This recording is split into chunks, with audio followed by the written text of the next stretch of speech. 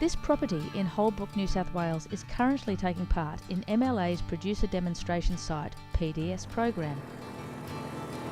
Producers John and Annie Keogh have 1,000 acres here on Yarra Glen and run about 1,500 breeding ewes and the progeny from these ewes, the weaners, and on and off are trading around 200 cattle.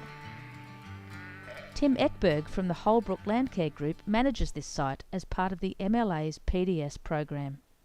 And what we're really trying to explore is how rotational grazing can be used to increase stocking rates, increase pasture utilisation, and seeing if there's any pasture composition changes that may occur. The Holbrook Landcare Group identified that farmers in the area wanted to understand more about rotational grazing, and they wanted to implement more rotational grazing strategies to see how rotational grazing can affect stocking rates. MLA PDS projects are initiated by groups of producers, and through the program they are provided with a practical hands-on environment that enables them to share experiences and participate in the commercial application of research outputs. On this side of John's, it's a really good example of using rotational grazing to increase pasture utilisation. The paddock was first fenced in 2011, and we've been monitoring stocking rates in that paddock 2011, 2012, and it'll finish at the end of this year. The original paddock was 45 hectares, and it's been divided into 3 paddocks of approximately 15 hectares each. And previously, the south side of the paddock was not able to be grazed. The stock really didn't want to hang around there. There was a lot of dead feed there and not a lot of clover. And since the paddocks have been divided, the stock are spending more time in that paddock. There's more clover in the paddock, and we know that stocking rates have increased on that south side, and we know that clover's increased on that south side, but we haven't got the final results in yet. According to Tim, rotational grazing is just one of the grazing tools that can be used in a farmer's arsenal to increase productivity. It's just part of a continuum where you have continuous grazing where stock are in a paddock for the whole year, and rotational grazing, there would be on and off grazing where stock are moved from one paddock to another.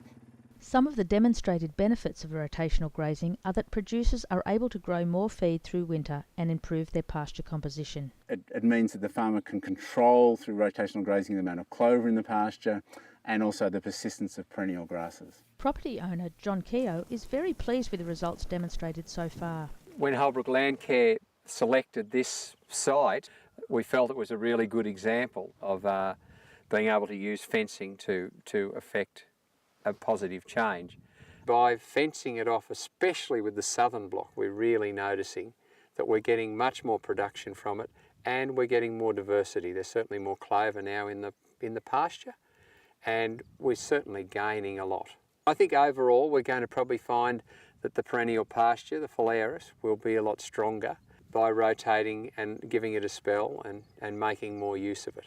With the substantial increase in clover, Tim explains why the presence of phalaris in this paddock is still important. Look, phalaris is a really important pasture plant in southern Australia because it persists, and one of the ways it persists is it has buds that are dormant through summer.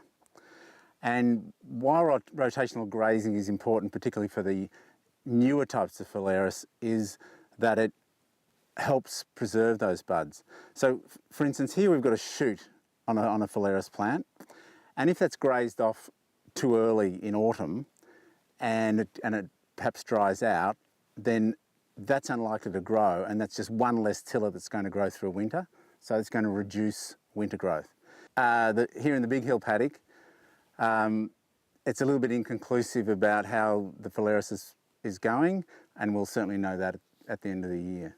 But we are certain about the clover. There's a lot more clover, and with that clover it's putting nitrogen back into the soil to feed the grasses, so it's got to be producing more grass in the long term. John used a number of tools to set up the rotation, including MLA's Rotational Grazing Planner and Pasture Growth Planner, as well as the Evergraze site, which was supported with MLA funding. I'm filling in a grazing chart that's part of the Rotational Grazing Planner, and looking at that, it's telling me that we're using utilising all the feed, but we're getting as much productivity out of this southern paddock as we are out of the other two paddocks. John's next rotation occurs in 4 days, when he'll move the stock from the Big Hill paddock into the northeasterly paddock, Curlins, where they'll stay for 4 days. They'll then be moved into the northwesterly paddock, Dan's, for 3.5 days. So it's going to be great to see what the results are like at the end, you know. Is there going to be a higher stocking rate? Is the, you know, Phalaris composition and clover composition going to, you know, match what's going on over in those other paddocks? Yeah, We should find out by the end of the year. It'll be very interesting to see, won't it? Yeah. Yeah.